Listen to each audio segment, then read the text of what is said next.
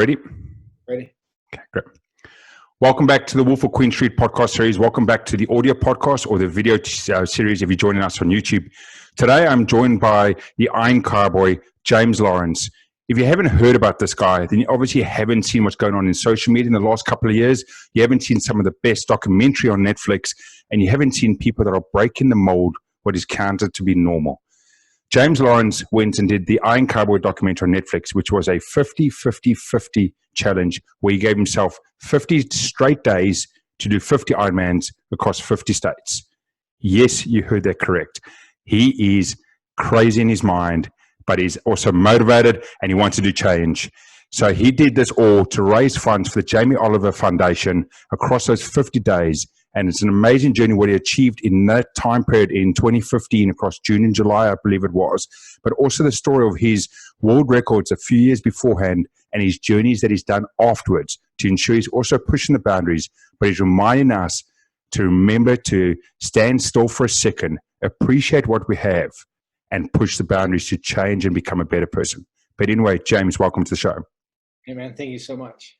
It's always crazy to hear the intros and because it's been my journey, right? And I've lived it and was part of it, and it's been a decade and the past 15 years of my life. And so it's always cool to kind of go down that memory lane and where we've been and the experiences that we've had, and hopefully we're on the other side of some good times, some deep times, some reflective times, and it molds us into the people we are today, right? I totally agree with that. I mean, your story, like you said, has been part of pretty much part of a decade, and how you started and what you realized, what you're doing from 2008 to 2010 to where you are now.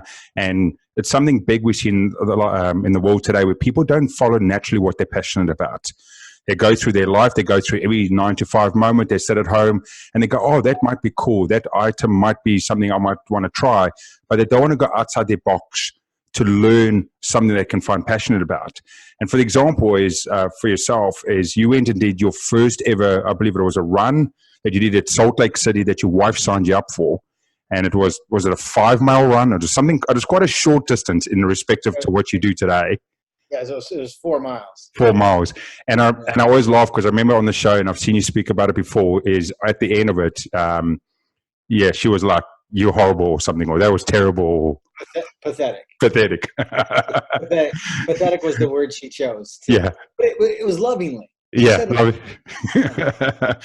And then pretty much then that's, but that started almost that low moment and that pathetic moment, to use that word again, was almost what started the journey into you learning about the Ironman, running, your famous swimming that you love so much. I know you love swimming so much. Actually, it's interesting you say that, because this year in particular, I've got some big challenges coming up this, and one includes a double Ironman in Israel. Wow. That has a 10K swim in the Dead Sea. Oh, wow. So I'm really putting a focus and attention on some of my weaknesses and really rounding out my game. I've given my shoulders time to heal from the 50 challenge and the surgeries that I had from wrestling. And, it's crazy to say, and I never ever thought I would say these words, but when it comes to the balance of training, meaning you've got swim, bike, run, functional, nutritional, and mental, I'm actually enjoying the swim part of it most. Yep. And I never thought those words would come out of my mouth. I know I brought it up. I thought so because anyone that's watching the video would have seen James do a smirky smile, and it's sort of like, seriously, did you have to bring up the swimming? But it's something he spoke through the journey, and as he said, now it's part of his weaknesses. And if you're listening, he just said that he's enjoying his weaknesses, he's focusing on it, and he's challenging himself on that as well, which is a great point to show the character of yourself and also what you try and teach people around you about. Don't leave your weakness alone. Recognize it, acknowledge it, and let's see how we can improve on it. Yeah, because to be honest, my bike was strong and it still is. And I was, before I started doing these really long endurance challenges, people don't know this part of my story, but I was competitively racing. I won events, and I just really relied on the strength of my cycling ability. And I was just like, well, I can still win without really putting the Mm-hmm. focus and attention on my weaknesses, and like I said, really rounding out my game. And I don't, you have that conversation. Well, what if I made those weaknesses my strength, Mm-hmm. and focused on those now? What can I do? Because I'm willing to sacrifice a little bit of my bike strength in order to bring up that game in the water. Now, I fully understand that the swim is a shorter portion. Yep. But if I'm coming out with the leaders, then I don't have to put all that work to catch the leaders on the bike. How many matches am I burning early in the bike portion in order to make up that weakness? And so it's just been fun really breaking it down. I think that's what people don't do too, is they don't really dissect the weakness, Mm-hmm. and it showcases some of their fears. And so I've partnered with some really great coaches, and we're starting to really break down my swim to the raw basics and rebuild it. And that comes with a step back. Yep. And that comes with lack of progress or digression, right? And so Mm-hmm. when that happens, people are like, oh, this isn't working. I mean, look how many times, we can see a picture of Tiger Woods in the background. Yep. That guy was at the top of his game, and he went back and rebuilt his stroke. Correct. He's done that multiple times in his career. And his book that he didn't write, but it's about him, he's actually he's going to be releasing a new book. But the most recent one about Tiger, when I listened to it, because I have followed his entire career, but I was shocked at how many times he actually did revamp the entire thing. And you're talking the number one ranked player in the world. Yeah, for more than a decade. Yeah, in your mind you would think, well, why would you, if you're at the top of your game, need to revamp and Mm-hmm. do that? Like, well, I still have holes, I can be better. And now he's the winningest golfer of all time. I mean, he had his 90th win late last season, and man, he is in. If you watch the most recent Cup, I mean, he was unbelievable. Yeah, totally. As captain and player, and I've learned not to bet against the dude, and I wouldn't be surprised if after his fifth entire swing change, Mm-hmm. Doesn't win a couple more majors and give Jack Nicklaus that run for 14 plus majors. Yeah, it is totally about understanding your levels and then getting to the top of it. So if we take a bit of a push back into your history, so some of the people that are listening today that might not be aware, in 2010 you did 22 half Ironmans in 2010. And then you gave yourself the opportunity, not the opportunity, you went out and said, okay, firstly, 22 half Ironmans in 1 year. To most people, it's more than they'll do in their life, but you being the Iron Cowboy, I want to do something crazier. So you decided in 2012 you wanted to do 34 Ironmans, and you did that across 11 countries, breaking the world record, the previous world record that had done in that year. But it was during that 30 that you did in 2012, there was a moment which you speak about quite a bit about. And I believe you said it was if I wasn't mistaken, it was in Texas.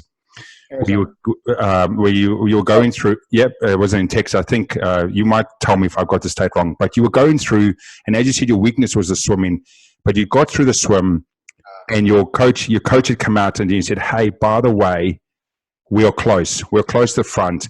How about you push? How about you push on the bike? And you can see, if you can get ahead and see if you can win this. And you were like, okay. Pushing through, push the hardest on the bike you had pushed, to realize that when you got to the run, you were actually leading.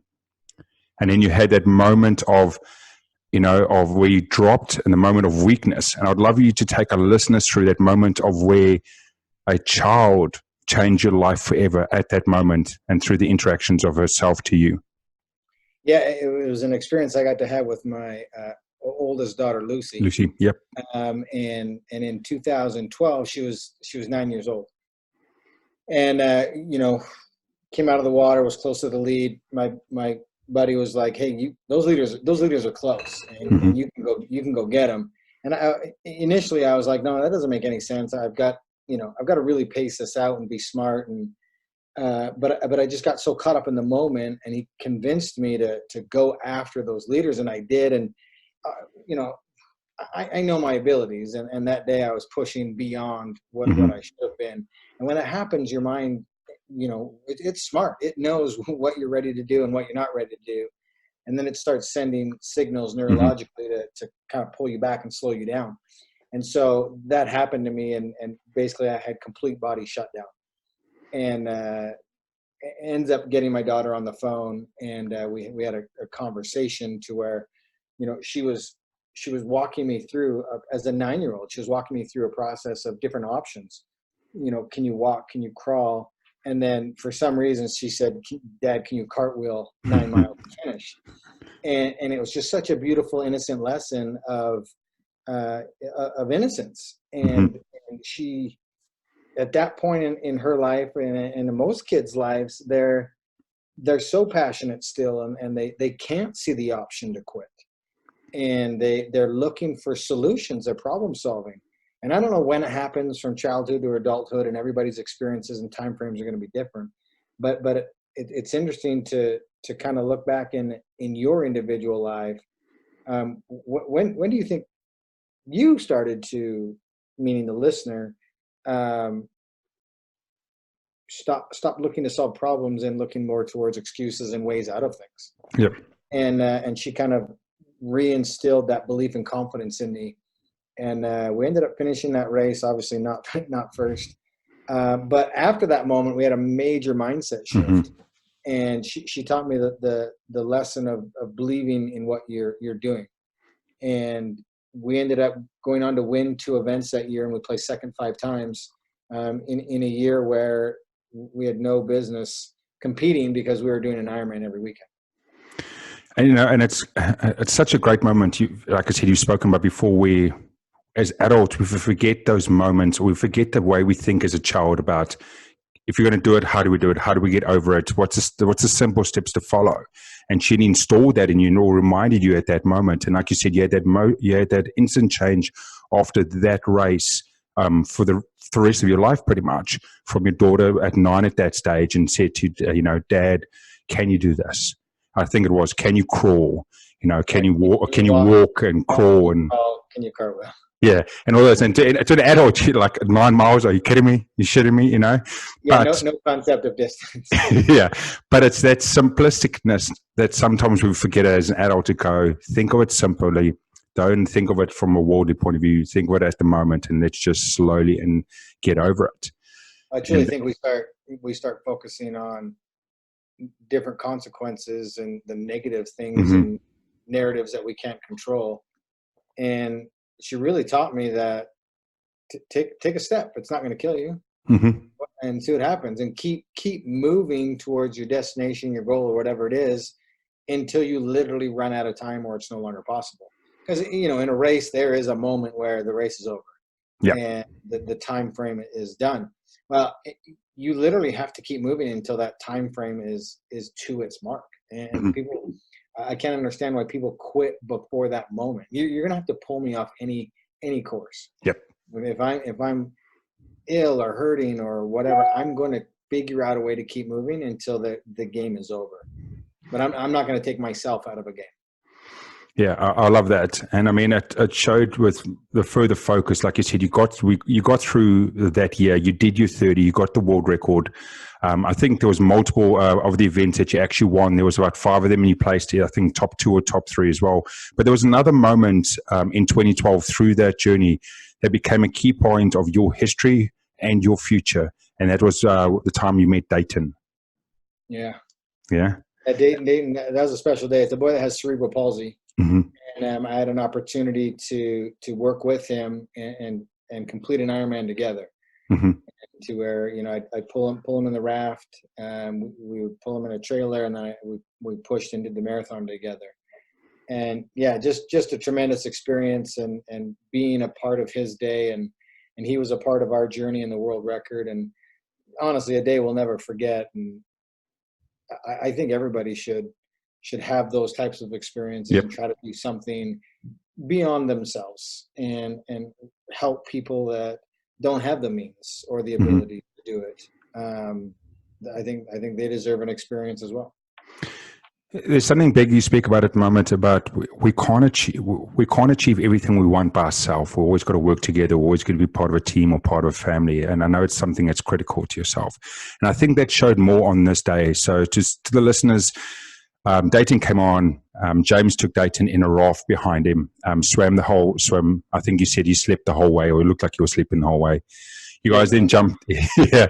You guys then jumped onto the bike. There was a frame that his dad had built, which you thought was a custom frame, and it ended up being, was it 100 pounds or 200 pounds? 195 pounds.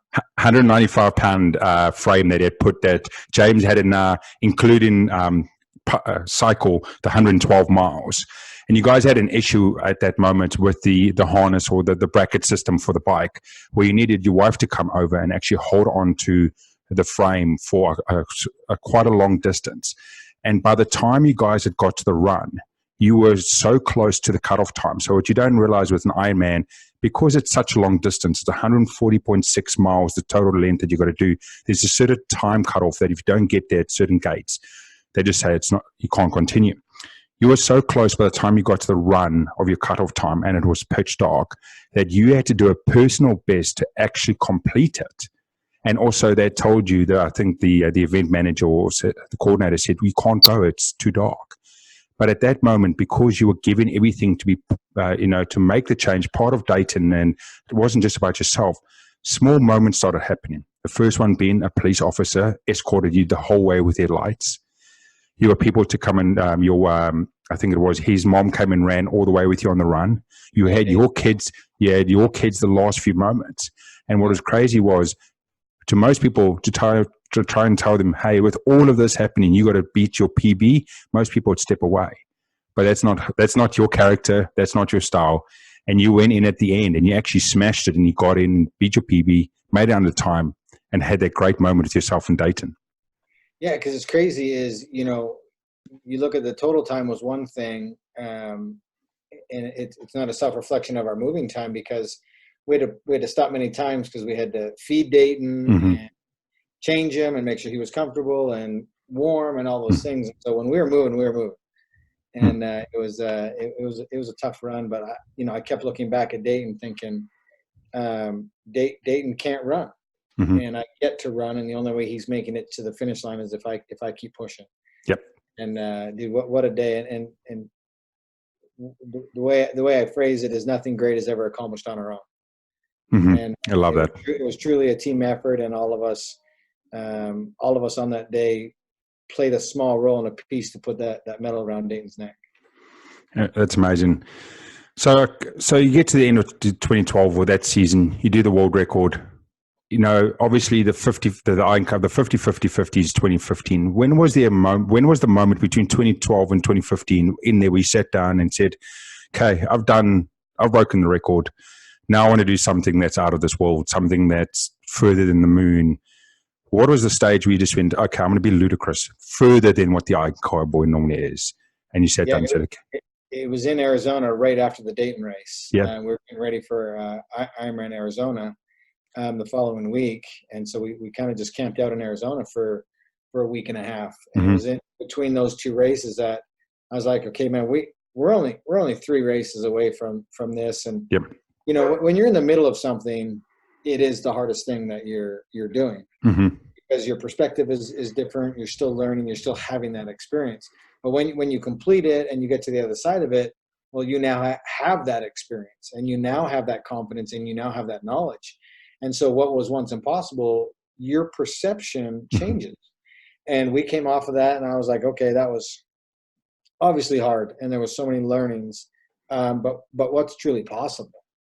And I looked at Dean Karnassus, who's a very popular ultra endurance runner over here, and he became famous by doing 50 marathons in 50 days through 50 states, and kind of paved the way for endurance challenges like I do. And I was like, man, if that guy did that with marathons, what would happen if we did it with an Ironman? And that's when the concept was really born, and we started to piece it all together. And it took 2.5 years. And I think that's also what people don't realize is coming off of the world record, we were in peak physical condition, mentally sharp. I had a small but effective team around me. And we still took 2.5 years and gave the goal the respect that it deserved in order to attempt it. And, people email me all the time, and they want to attempt these big challenges and these different things. And I'm like, oh, that's an amazing challenge. I'd love to help you get that. when do you plan to attempt it? And they say, oh, 3 months. in 3 months. And I Yeah. was like, oh, okay, man, good luck. I'm out. Yeah. Just because I know what it takes. And first I find out what their experience is. And they're like, no, man, I'm new to this. I just, Decided last week.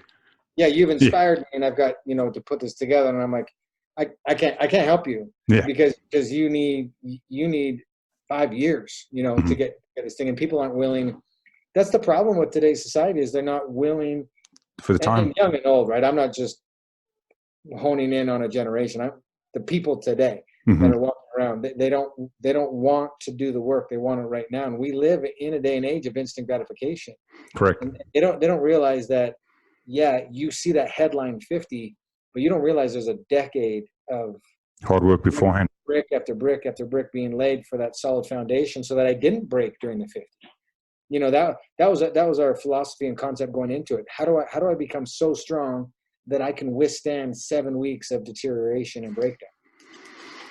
Yeah, correct. I mean, and to a lot of the listeners, they won't be aware how many no's. So as part of that process, you had to learn is you had to sit down and work out, okay, how do we go from one place to the next? How do we, location wise, how do we shift everyone? How do we move all the equipment? How do we do everything? And then go into that whole process and see how it makes it work. Then you also went out and spoke to businesses or looked for sponsorship and so forth. And I can imagine, you talk about publicly how many, but I can imagine how many behind the scenes that you had. Don't talk about publicly. How many people have turned around and just said, hey, James, you're batshit crazy. We don't either A, don't want to have part of it. No, we won't support. We don't think it can happen. We don't think you can get there. It's unachievable. And all of them. Oh yeah, and I think there was. I think almost every single one that you talk about never ever said, "Hey, from day one, we'll support you, we'll back you," and so forth. And no, what they said was, we can't afford to associate ourselves with a failure. It's just crazy, eh?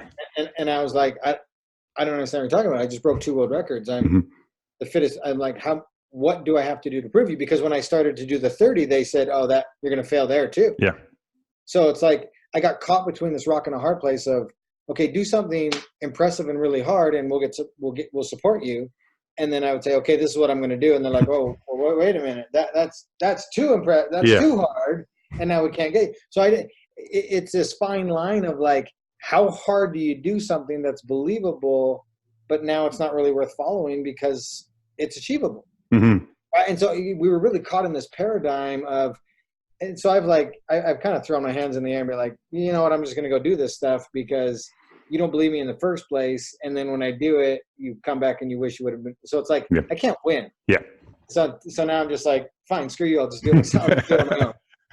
So that's what you did. You go into it. You guys do your RV. And one thing which I love about your character and everything that you do, and I love about your story, is you picked June and July to do the event. And the reason why you picked June and July was not because it's the best weather, not because it's the best time of the year in a different state. It was because it is the worst weather, right? It was the time that your 5 kids, were on summer break, and they could be part of you as part of this journey. So you wanted to do something that would change people's lives, raise money, go to charity and everything else and motivate others, but you did not want to do it without you doing it with your family. So you picked that time, and like I said, I take my hat off to you. I love that about your character and what you've done, because a lot of people don't bring the people that are closest to them or their family with them along the journey to see that. Yeah, and what's the point, really? Because at the end of the day, raising the money for charity is great, and pushing myself mentally is great, and pushing myself physically is great. But what's the point if I'm abandoning my family? And if they can't have a front row seat of learning, then what's the point? And it'd be one thing if I went and did it and then told them the stories, but for them to have been out there and see it and witness it and be part of it and contribute and be on that adventure, it's very, very different. And they take so much from that they're still applying to their lives and in their school and with friends and relationships and all of it. I mean, we have 5 really good kids, and it's not because we run a military type shop over here. It's because Sonny and I lead by example, and we set an expectation, and then we hold them accountable. And we play a very active role in our kids' lives. I say it all the time that if you if you want great kids, you need to be part of their lives. You need to love them, communicate with them, allow them to take risks, watch them fail, help them up, and then teach them in those moments. Those are all very valuable. Or if you just want to raise a turd and then just turn them out to the world, give them their phone and an Xbox and go do your thing. Yeah, and your kids were young. I think Lucy was 12 at the time of 2015, or Roxanne, and the rest of the kids are below that. So young, sponge, they consume everything, they take everything in, and the journey and going through it would have been such an amazing experience. Like you've spoken about it, going, they loved their summer break. You hated yours. Yeah, mine sucked. But if you think your kids aren't paying attention, even though you may not be paying attention to them, they're watching your every move, and you may think they hate you or whatnot as a teenager and whatnot, but deep down, they love you, and they started in a position of love and respect. And they for most people, kids starting out, their parents are their heroes, and so just be careful what you do, what you say, and how you do it, because like you just said, kids are sponges, and they absorb what we're doing. Consciously and subconsciously. I mean, that's a whole nother conversation. So again, I came into sense of, as part of the 50. So you obviously started off. So if you watch the documentary and so forth, they can show you on the map how they did. But you obviously started off Hawaii, midnight, flew from there to Alaska. You had to go into Washington as your third day, and you talk about on your fourth day and having that moment of going. You had 5 hours sleep for the first 3 days. You're flying commercial with your family, 5 kids. I've got 2 kids, and when we fly just normal flight to go to the States or somewhere, and we've done 20 odd hours just on the flight in that, I don't want to do anything, let alone get on and do an Ironman, right? And you talk about, again, it was the moment where Lucy came up to you and she sort of had a realization. You could see that you were having a hard moment, let's say that. And again, she almost grounded you at that moment and said, hey, let's do this together. Let's work this through together, and I'll be through the rest of the 50, or at that stage, the 47 or 46 days. We'll do this together. You want to take us through that moment? Yeah, that's a crazy moment when, you're leading up to something and you're slightly naive to the enormity of it, and you get to the start of day number 4 and you're broken. And if you're close with your family or friends, that you put off a certain energy, and they know when you're on or you're off. And Lucy could tell that I was off, and she kind of said, hey, Dad, I don't think you believe in yourself, and as you know, that's the most important part. And it kind of took me back. And obviously I was putting off an energy that she could pick up and sense, and she kind of made a declaration right there that she was gonna be there waiting for me every single day. And we had a 5K structured inside of the Ironman that we were putting on, that we invited the public to come out and join us, and that's how we raised all the funds for charity. And wouldn't you believe it, this 12-year-old girl made this commitment, no preparation, no nothing, and she became my accountability partner. And it was amazing. Every single day she was there waiting for me, and she ended up doing all 55 Ks and was a huge reason and part of our success. It's amazing. I love that. And, it just comes back into it, what we spoke about before. But if you bring them part of the journey, if you allow them to learn, if you allow them to be educated, to learn, fail, and fall over, you're just going to see those glimpses and those moments that you could never believe, that as an adult, you're standing going, damn, that my life's never going to be the same because of that one glimmer moment that I had with my child or with my family, because I allowed them to have that. Yeah, and what's crazy is if you're paying attention and engaged with your kids, chances are really good you're going to learn a lot about yourself. Kids will teach you some lessons in the raising process of making these kids, part of our lives, and the responsibility that we have to release them into the world and society. And if you want to learn and grow as an adult, start paying attention to your kids and the lessons that they need to learn, and try to emulate what they should, what they need to be seen in, as a mentor. So the better person that you can be and become is to be able to teach your kids. I mean, that just helps us as adults. Yep, totally. So obviously you're going along the 50 at the moment. I believe you got to day 8 when you started having shoulder problems. To anyone, James, like I said, he's crazy. I think he did his swim with one arm. Going further along the journey, going to the teens days, coming up to days 20 and so forth. And there's a moment you talk about how I can never imagine this for myself. And he said it was something like within 3 seconds on the bicycle, you can be cycling, and 3 seconds later you'll be snoring, and you're still on the bike. And there was actually a moment where you crashed. But I think to anyone sitting there going 1, 2, 3 out, they can't realize it, but they can't understand the level of tiredness and fatigueness your body must have been going through at that moment. Yeah, I mean, do 14 hours of physical activity a day and get 4 or less hours of sleep a night. Mm-hmm. And you get there real quick. The bike, we covered this early on, but the bike is my strength. And I never in my wildest dreams thought that the bike portion was going to be the most difficult. And it wasn't the most difficult in terms of turning over the pedals. It was most difficult because it was the time frame that I could be lulled to sleep the easiest. Yep. I'm not falling asleep in the swim, and by the time we got to the run, there's a lot of people around us, a lot of energy and whatnot. But on the bike, you're talking 7 hours in the middle of a day, and literally you can stop pedaling, coasting for literally 3 seconds, and you're in danger of going down and crashing. And it's amazing that the mental crispness that needs to be involved in those moments, because you lose concentration for 2 seconds, and that lapse happens, and it's destruction. And we were so fortunate that I didn't break a collarbone, or because you're done. You break a collarbone, you're done. They can't just set that and continue, and you can't just put a boot on and figure out a way to keep moving. Like the pain is so excruciating. And I mean, you swim, and those collarbones have got you locked in, and the pounding on the running, I mean, all of it. So we were really fortunate that I bounced on the pavement when we crashed. And then I was like, okay, that can't happen again. Yep. And you just those hours on the bike just took so much mental strength.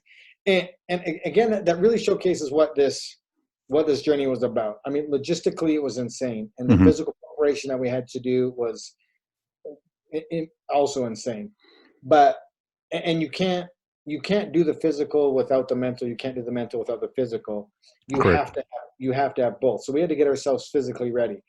But mentally, in the swim, to manage that pain after we tore the shoulder, I mean, and again, it was things that we didn't plan on dealing with. But to get us through this, you had to be so mentally sharp. I mean, to manage pain for 90 minutes on a swimming every day with a torn shoulder was excruciating. And then to stay so mentally sharp for 7 hours on the bike, to not be lulled to sleep and crash. I mean, it was just a mental ask, hour after hour after hour after hour. And that is so emotionally draining. And so, you can drag a fit and eventually broken body through stuff, but you got to be so mentally sharp, because that's why people quit. I mean, the next step in everybody, that's not what kills them. It's their mindset and the conversations that they have with them that ultimately kills them. This is something big as part of your journey, is mindset, the strength of your mind, what you can actually overcome when you realize it. So you talk about in the sense of when people think something's hard today, they get through it, and they look back, and in a year or 2 years' time, they look back and go, well, that's not that hard because I'm so many levels further.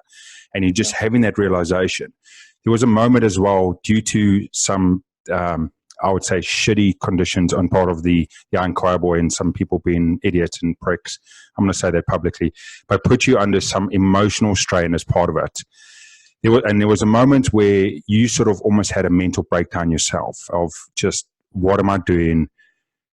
Why am I doing this? That real judgment call on oneself. Now, a lot of people have that judgment call when they're 20 minutes into an hour's training at a boot camp going, why am I putting this through, right? And I believe you were 20 odd days, or you're quite deep into it, putting your body through it. And you actually had a sort of a mental breakdown, and you finally just stood up, got out of it, and said, hey, I'm doing this for me. I'm doing this for my family. And the way I say it, and excuse anyone that's listening, but if you don't like it, you can piss off. And you just kept that focus and said, go away, noise. Go away with what your expectations are and your thoughts and your opinions of me today. I know what I'm here for, and I've got my clarity. And again, it was a sort of a light bulb moment which powered you to get through to the end. Yeah, I think the biggest lesson in that, in these moments, is everybody is so busy listening to and being influenced by the outside chatter and other people's opinions of their journey. And as humans, we start to absorb all of those things. And the problem is we're not focusing on what we can control and what's important and meaningful for us. And we get completely derailed by all of those outside influences and conversations and everything that's happening, that it dictates what we're doing. And that's not fair and right. And so you really need to control the conversation and eliminate the noise from the outside and do what you believe is right, because nobody had done 30 consecutive Ironmans to that point through 30 states. So how could you possibly have an opinion on what or how we're doing it? It was absurd to me that anybody, and again, it's these keyboard warriors behind the scenes that like I said, is a 5K who want to chime in. And to be honest, what I have found through experience, that all of this stems from jealousy. Correct. Jealousy and ignorance. Yeah, I was going to say not understanding it, and I won't go down in that deep hole because I don't want James to start throwing shit around as he's going to get pissed off. You don't want to pick up my computer screen and throw it through a window. Yeah, pretty much. I want to keep the recording going, so I don't want the camera to be broken. So we won't go down that area. But yes, ignorance, not understanding, and jealousy is definitely the key points of people, as I said, being a prick and keyboard warriors about what's going through there. But you got through it. James got through it, and and at the end of the day, you empowered. People saw and learned what you were trying to do and trying to achieve. And right at the end of the 50 is where there was a realization through everyone of you are doing it for the right reason when people thought you weren't.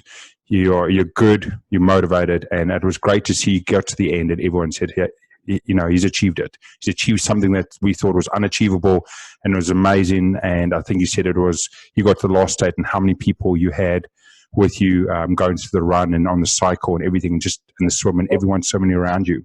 What was amazing was some of the people that had shown up and on their own dollar, on their dime, on their time, they flew to Utah. And these are people that were criticizing the journey. Yep. So one of the funnest things for me was to watch that paradigm shift happen, for someone to be a complete critic, and then for them to turn into a supporter and then a fan. To watch that. We had 3,500 people show up that's more participants than any Ironman in the world. We had 3,500 people show up and support, and it was like this mob scene. They had to shut down roads. We had 400 cyclists going down Main Street at early in the morning, and then we ended up with over 3,500 runners, and it was just this incredible ball of energy and fire, and we could never have anticipated that type of support. And we finished in Utah for a reason. It's it's our home, and we could go from that 50 event and sleep in our beds. But it was just really amazing to see the support and the paradigm shift of people as we continued on this journey.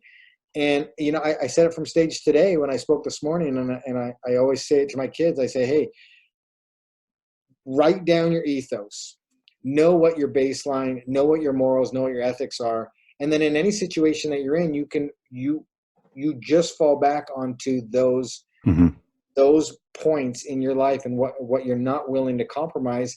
And the cream always rises to the top. Correct. 100%. Karma is so real. And those guys that are negative and keyboard warriors and try to bring other people, they get it. They get it. They get it. They get what's coming to them in the end. And I'm telling you, if you're a good person and have good intentions and whatnot, the cream always rises to the top. Especially when through that process, people see you've always stayed to it, like you say, your ethos. You've always stayed true to what's oneself, who I am and what I'm about. And it's great. Like you said, that's what you did and what you're teaching your kids. And it's what we should all be teaching our kids is know what's important to you and stick to it. And don't worry about the culture, the society, the noise and so forth around, so that you go through it and you learn and you take it in. And then one day people are going to finally realize, right, that person's of good character. That person, is a good person to trust and so forth. But we get it. And the reality, sorry to cut you off, but the reality is we're not perfect. We're humans. Yeah. And undoubtedly we were in the public eye and we made mistakes. No question. We made mistakes and we were criticized for them. But what did we do immediately?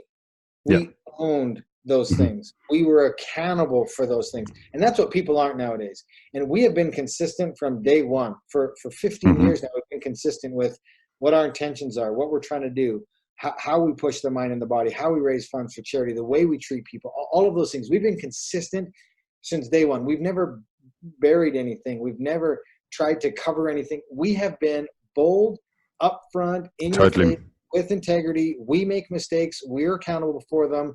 We will try to do our best to fix and change those. We're human, and I apologize, but we are doing what we can in those moments to do the best we can to have the most impact that we have.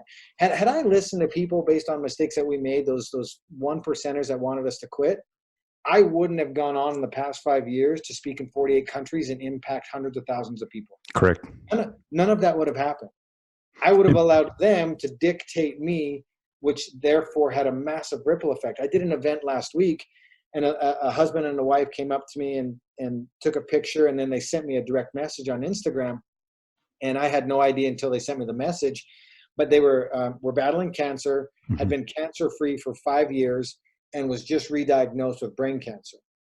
And they said, "Thank you so much. You've given us hope, and we are going to fight like hell, just like you did." Yep. And man, had I quit, I would have never had the opportunity to be on that stage and have that moment that potentially impacts and saves those people and gives them a chance to fight for their lives. I love it, man. What an unbelievable moment and paradigm shift for people to realize that, look, just because you don't understand the decisions that we make, and just because you think you would have done it a different way, you are in no position and have no right to judge somebody else, not me, but anybody else, their journey and how they're doing it, if it's within integrity and honesty and within morals, right? You can't judge what they're doing and how they're doing it because you don't have the experience and knowledge, perception and perspective that they have in that moment. So who are you to judge somebody else what they're doing? And I think that's one of the valuable lessons that I learned, because I was under such fire and I was under such critique that I kind of walk around the world and I try to applaud people in what they're doing. For the most part, obviously there's people that rub me the wrong way, and it's super hard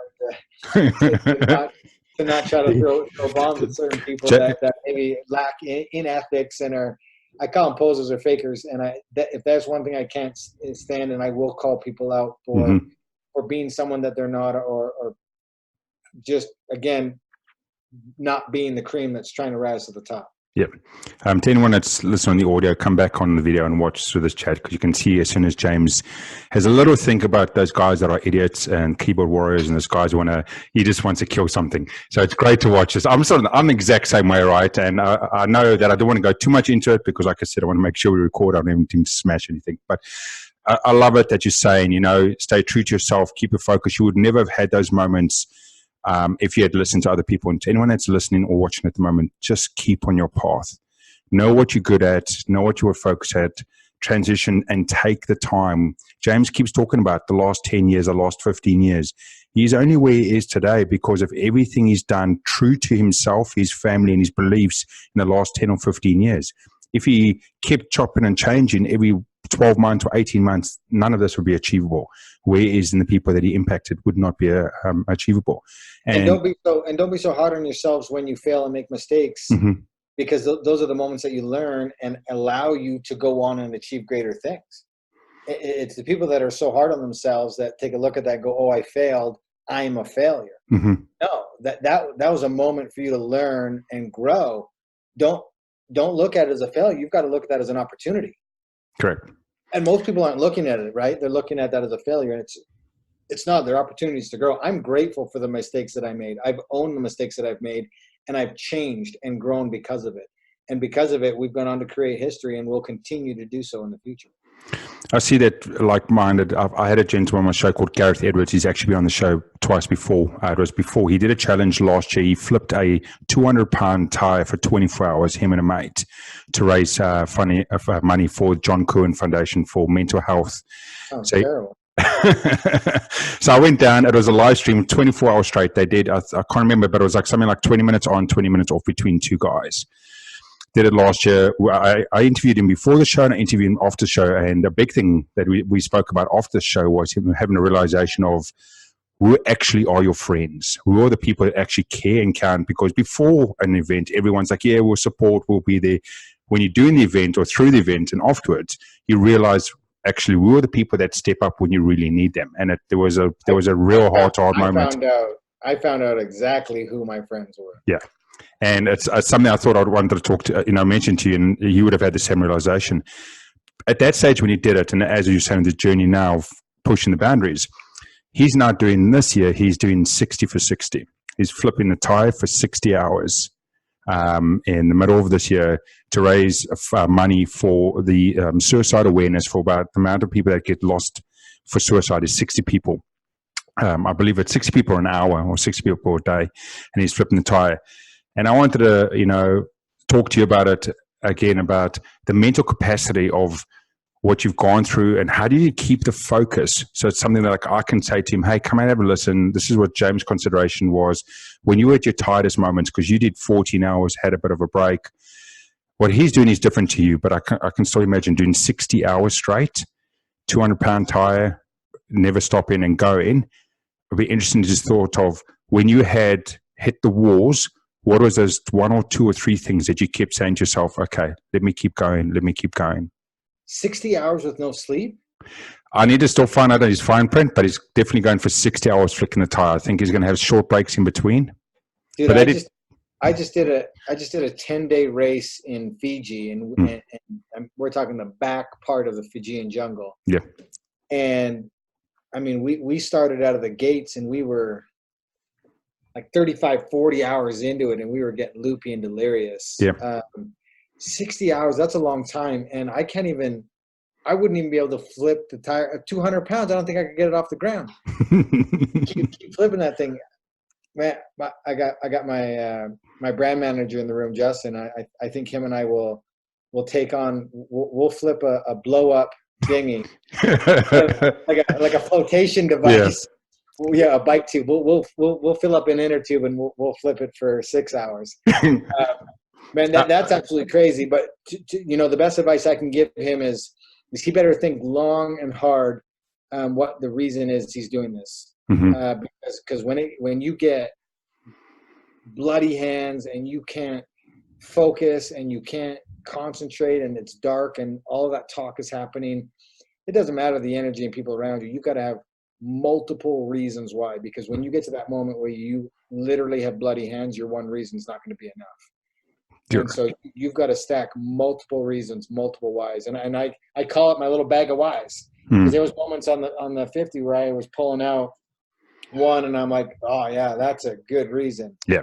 It's not enough. And I got to pull in one and I'm like, okay, if I put those two together, and I'm like, maybe, so you've really got to, when the darkest moments happen, if you don't have 5 or 6 reasons why, you put all those reasons together and it's your overall purpose. If you're not clear on what that is, that just takes a lot of self-reflection. That takes a lot of time alone and conversations with yourself to come up with what that is. So my best advice to him would be to be armed with that going into this, because when it gets real, it's super, super easy to walk away. That's awesome. I'll make sure he will be, he's a massive fan anyway, so he will definitely be listening and watching this when it comes out. So one thing I wanted to talk about is obviously you completed the 50.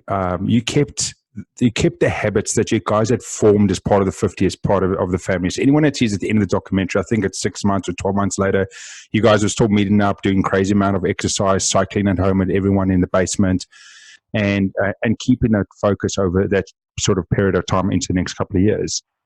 You did a speech recently. We spoke about it. Where someone approached you, or people kept approaching you about doing different events and come do this race and come do this challenge. And you got a call, as you said, you got a call from Africa about doing about doing something. And I don't want to give away too much of the story. I'll let you tell this because you tell it so brilliantly, and about the call from Africa.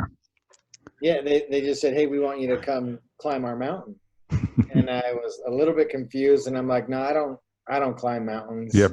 They're like, no, this is Mount Kilimanjaro. You don't understand. It's the biggest mountain in the area. It's 20,000 feet in the air. You've got to come climb this thing. And I was like, no, you're still confused. I don't climb mountains. And they said, no, we don't want you to go up the normal way. We want you to ride your bike up it. And I was like, that's stupid. Like, why would I? Yeah.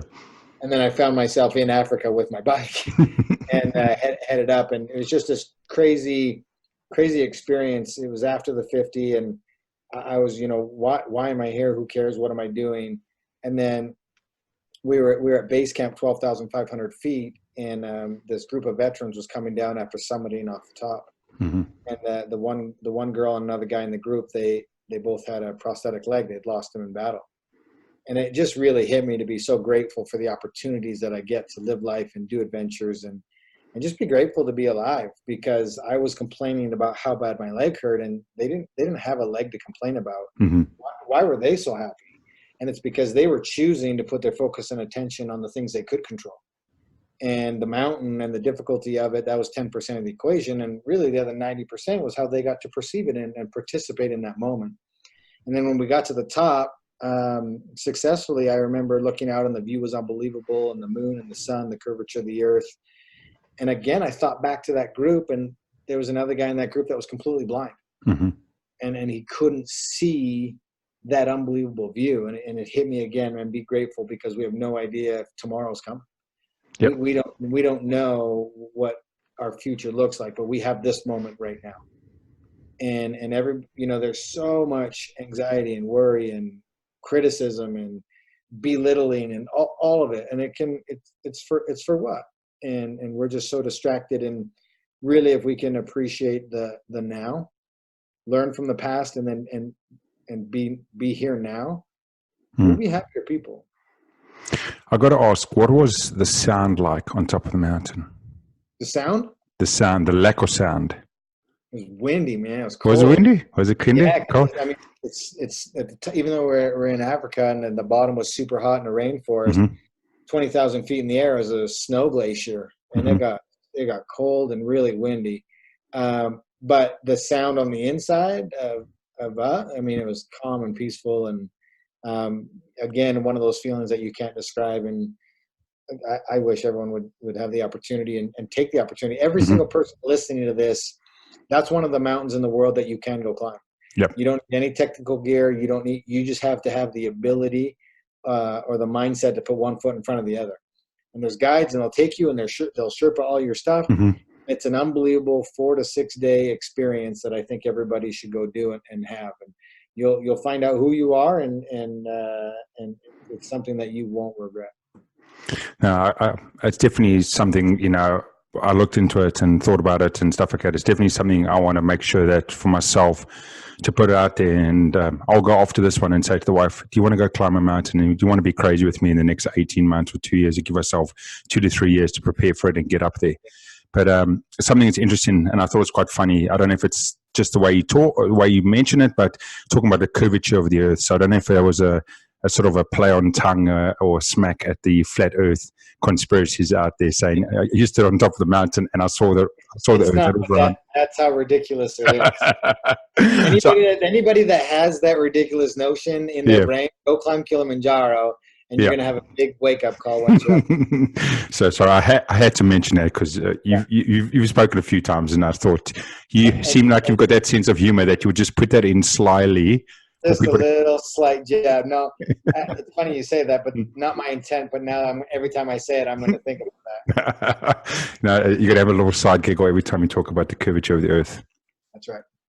So, as we get to that story and that, there's been some more focus. Like you spoke about 2020, you got some bigger events and more things you're focusing on. What is Dying Cowboy? What is 2020 looking like for yourself? What are you trying to achieve, and the family? Yeah, my kids are all getting bigger, and it's crazy. I've got a senior next year, and as soon as one starts leaving, they're all going to follow suit. And my kids are really close in age. So I want to be home more. And so we're Hmm. really focusing on our e-commerce and our online business. We run an entire coaching business, both for the body and the mind. We sell some great nutritional products. Everything can be found on ironcowboy.com. We've got a really cool, really challenging race in Utah on August 1st called the Guardsman. Hmm. We have an Olympic distance, a half distance, and a full distance. And the reason I put this race together was to give people an opportunity to get to that breaking point where they're going to quit. I mean, there's over 15,000 feet of elevation gain in this race. Yeah. And you've got to go over a mountain pass. It is challenging. But we created the different distances to give as many people as we can that opportunity to come and see what they're made of, what happens in that moment when you don't think you can take the next step. I'm really focusing still on my speaking, Hmm. really focusing on quality events and impacting as many people as we can. And then I've got a pretty heavy training schedule, which is why we've trimmed way back on the speaking and focusing on the online stuff, because we can impact a lot more people there.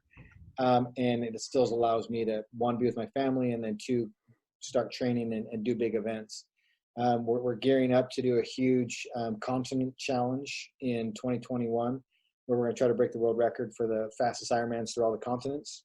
Oh, crazy. We've got a few exciting off the record challenges mid 2021 that I can't talk about. In order to stay in touch with that and see all the cool things we're doing, you have to follow my Instagram, Iron Cowboy James, and then you can check out my race schedule and everything on our website, Iron Cowboy. He knows how to pitch it. I don't even have to ask. But one thing I asked you said you were recently in Fiji. I want to know, did you jump over, come join us in New Zealand at that time, or have you actually been in New Zealand before? Yeah, I went and did the race in New Zealand with Ironman. Mm-hmm. When was that? It was in 2012. It was part of the world record. Oh, that's right. Correct. Sorry. So you ever thinking of coming back? Oh, I'd love to. It's one of my favorite spots. It's super beautiful. It's beautiful to do events like that. I was just thinking through my mind. I don't know if you ever watched The Lord of the Rings. As half the world has watched Lord of the Rings, and if you've been out to South Island, the rolling hills, and where most of that was shot. And I'm thinking, going, most people would never think of running through those big mountains and running over them and running around and doing an event. And I was going, maybe the Iron Cowboy is the sort of a guy. So I'm wondering if there's anyone on here. Funny enough, we're going to a running event tomorrow. My kids do a 5 kilometer, which is about three miles runs. Yeah. And go ahead. And we're doing an event with them tomorrow. And it's funny, I'm seeing the guy that runs a company in New Zealand called Running Events. They own the largest sort of fun runs, marathons, and that sort of stuff across. Park run? Sorry? They're called Park Run? No, they're called Running Events. It's a guy called Rob that owns it. So they most of Auckland, and then they do some of the events outside of it. So all the marathon, 5Ks, 10Ks, half marathons in this area up in the North Island is pretty much run by one company, and we've known the business for about the company for about 10 years, and we do events. So am I going to? They do a big mountain bike race series. I did the one in South Africa this year. Mm-hmm. It's a 3-part series. There's one in South Africa, one in Switzerland, and then one in Australia. Yeah. I think it's called the Epic. It's a 5-day mountain bike stage race. And so I think the next time I come over there, I'll be tackling that race. So what I was going to say is I want to go over to Rob tomorrow if I see him and said, hey, I spoke to the Iron Cowboy yesterday. He wants you to build him a South Island challenge. And then, and you can get him over the next couple of years and come explore the South Island. Absolutely. Anyway, I'm always down for an adventure. For adventure, and then we'll make sure there's enough holiday as well, because the biggest thing is don't just go and don't come over to the side of the world and not come and see the beauty of New Zealand. Yeah, it's funny. I travel everywhere. My wife's always like, no, I'm good, but she would definitely come with me to New Zealand. It's one place that she's always said she wants to go see. Awesome. But anyway, James, as we're coming up close to the hour mark at the moment, before we head off, you've already given out most of your socials and where people can find you. What is one thing you want to leave our listeners with today, or 1 or 2 points for them to consider over the next few days or the next few weeks? Yeah, I think a good one is you're never going to be ready, so you might as well start now. Mm-hmm. I love that. The hardest thing to do is start, and once you get going, you realize, I don't need to know everything about what I'm doing, and I am going to learn along the way. And the hardest thing to do is just really start going, and it's never as difficult or as scary as you thought it was. And so just accept the fact that you're not going to be ready. You're never going to come up with the perfect plan, and that you should absolutely start right now. Whatever it is you're trying to do. I love it. It's simple in its nature, but it's just, we get out there, let's just do it, just get started, and we can evolve to where we want it to be.